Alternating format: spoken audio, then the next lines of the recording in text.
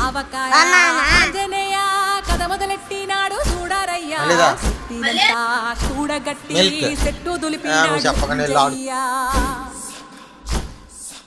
ఎర్ర ఛాయ కోతి అవతార వెంటమాయ కత్తి సేత